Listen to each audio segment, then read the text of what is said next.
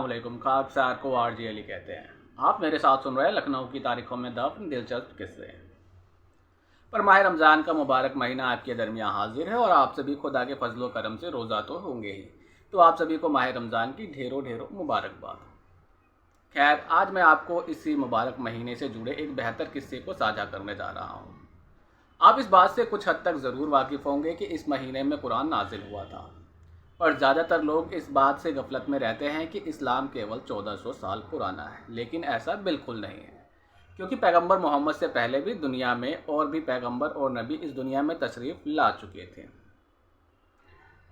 پیغمبر محمد صاحب کے پاس فرشتہ جبریل اللہ کی وحی لے کر آتے تھے اور ان کو اسلام کے پھیلانے میں آنے والی تمام مشکلوں سے آگاہ کرتے تھے، جس سے محمد صاحب جب لوگوں کو اسلام کی دعوت دے اور لوگ انہیں ٹھکرا دیں تو وہ مایوس ہو کر نا امیدی کی اور نہ چلے جائیں۔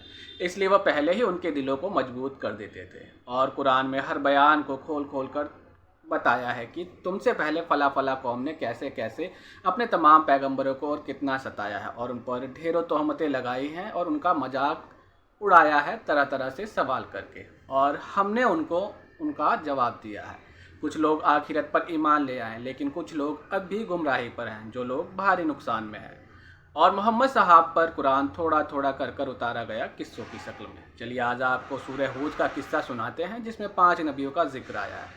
سورہ ہود، جس کی آیت 23 اور 24 میں اللہ بیان کرتے ہیں کہ دنیا کا طالب اور آخرت کا اچھک برابر نہیں ہو سکتے۔ اس میں اندھے بہرے اور آنکھ کان والوں کا بیان دے کر بتایا گیا ہے کہ جیسے یہ لوگ دنیا میں برابر نہیں ہو سکتے، ٹھیک ویسے ہی دنیا کے چاہنے والے اور آخرت کے چاہنے والے ہرگز برابر نہیں ہو سکتے۔ جو لوگ حق سے منہ پھیر لیتے ہیں، ان کا انجام کیا ہوتا ہے اور کیا ہوگا، ان کو بتا دیجیے اے محمد۔ آپ اللہ کا دین لوگوں تک پہنچاتے رہیں، یہاں تک کہ آپ سے پہلے والی قوموں کے بارے میں اللہ کا فیصلہ آ گیا، تو اے نبی آپ بھی صبر سے کام لیں اور پیغام حق کو لوگوں تک پہنچاتے رہیں اور نتیجہ اللہ پر چھوڑ دیں۔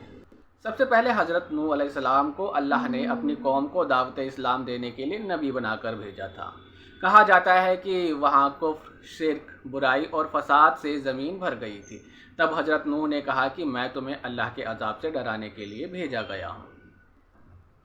اے لوگو، اللہ کے سوا دوسرے کی عبادت نہ کرو، مجھے ڈر ہے کہ کہیں اللہ کا عذاب تمہیں اپنی گرفت میں نہ لے لے۔ حضرت نوح کے قوم کے سرداروں نے شک کے 3 سوال ان کی طرف دھکیلتے ہوئے ان کی اس دعوت کا انکار کر دیا۔ اول شک یہ ظاہر کیا کہ تم ہماری طرح ہی انسان ہو، تو تم بھلا نبوت کے حقدار کیسے ہو گئے؟ دویم سوال یہ کہ قوم کے سرداروں میں سے کسی ایک نے بھی تمہاری پیروی نہیں کی، صرف غریب، کمزور اور بے وقوف اور کم عقل لوگوں نے تمہاری پیروی کی ہے۔ اگر تم سچ میں نبی ہوتے تو قوم کے سردار لوگ بھی تم پر ایمان لے آتے۔ تیسرا سوال یہ کہ تم اور تمہارے ماننے والے میں ایسی کوئی خوبی نظر نہیں آتی جو ہم میں موجود نہ ہو، تو پھر تم بھلا نبی کیسے ہو گئے؟ تو اس پر حافظ ابن کثیر ان سوالوں کا جواب لکھتے ہوئے کہتے ہیں کہ یہ بات قوم نوح کی کم عقلیت اور جاہلیت کی دلیل تھی، اس لیے کہ حق تو حق ہوتا ہے، چاہے اس کے ماننے والے کمزور طبقے کے لوگ ہوں یا پھر دھنی ورگ کے، اور تاریخ یہ بتاتی ہے کہ حق کو زیادہ ماننے والے کمزور لوگ ہی ہوئے ہیں۔ ویسے اس پر آپ لوگوں کی کیا رائے ہے، کمنٹ کر کے ضرور بتائیں۔ خیر، حضرت نوح کا جواب آتا ہے اپنی قوم کے لوگوں کے لیے۔ وہ کہتے ہیں بے شک اللہ نے مجھے نبی ہونے کی نشانیاں دی ہیں، اس میں انسانی گن میں میرا تمہارے ساتھ برابر ہونا اس بات سے ہرگز رکاوٹ نہیں کہ وہ مجھے مقام نبوت سے نوازے۔ اس طرح میرے ماننے والوں کا مالی روپ سے کمزور ہونا بھی نبوت میں رکاوٹ نہیں، اس لیے کہ انسانی عقل اور سمجھ میں وہ تمہاری ہی طرح ہے، اور یہ نبوت تو اللہ کی رحمت اور فضل سے ہے جو اس نے مجھے دی ہے۔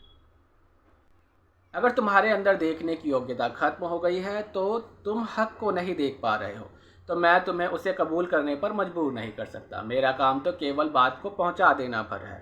اور حضرت نوح نے ان سے یہ بھی کہا کہ میں تو دعوت تبلیغ پر ہوں، اور میں تم سے اس کا بدلہ بھی تو نہیں مانگتا کہ تمہیں شک ہو کہ میں دنیا چاہنے کے لیے ایسا کر رہا ہوں، اور تم جو میرے ماننے والوں کو گھٹیا کہتے ہو اور مجھ سے یہ مانگ کرتے ہو کہ میں انہیں اپنے پاس سے بھگا دوں، تو میں ایسا ہرگز نہ کروں گا۔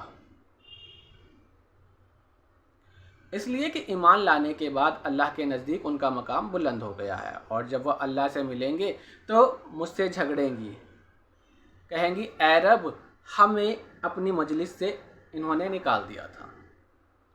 اے میری قوم کے لوگوں، حقیقت یہ ہے کہ تم لوگ بہت نادان ہو ابھی، تبھی تو تم یہ سوچتے ہو کہ اگر تم ایمان لے آؤ گے تو ہمارے کمزور پیروکاروں کے برابر ہو جاؤ گے۔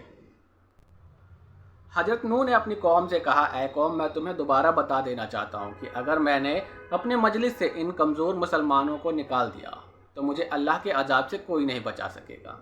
اس لیے اللہ اور آخرت کے دن ایمان لانے کے بعد ان کا مقام بلند ہو گیا ہے، اور انہیں صرف اس لیے بھگا دینا کہ یہ کمزور اور غریب ہیں سراسر ظلم ہوگا۔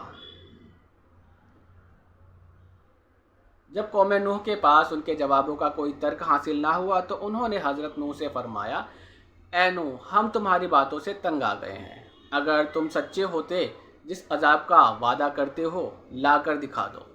تب حضرت نوح نے جواب دیا، یہ میرے اختیار میں نہیں، جب اللہ چاہے گا تب عذاب آ جائے گا اور اس وقت تم اس کو روک نہ سکو گے۔ اور حضرت نوح نے کہا، اگر اللہ تمہیں گمراہ اور ہلاک کرنا چاہے گا تو میرا تمہیں توحید کی طرف بلانا اور خدا کے عذاب سے ڈرانا کچھ بھی فائدہ نہیں پہنچائے گا، وہی تمہارا رب ہے اور اسی کی طرف تمہیں لوٹ کر آنا ہے۔ یہ واقعہ قرآن کے سورہ ہود میں آیت 18 سے 34 تک پیش آیا ہے۔ آپ میرے ساتھ سن رہے تھے قرآن میں بیان، سورہ ہود میں پیغمبر نوح کا قصہ۔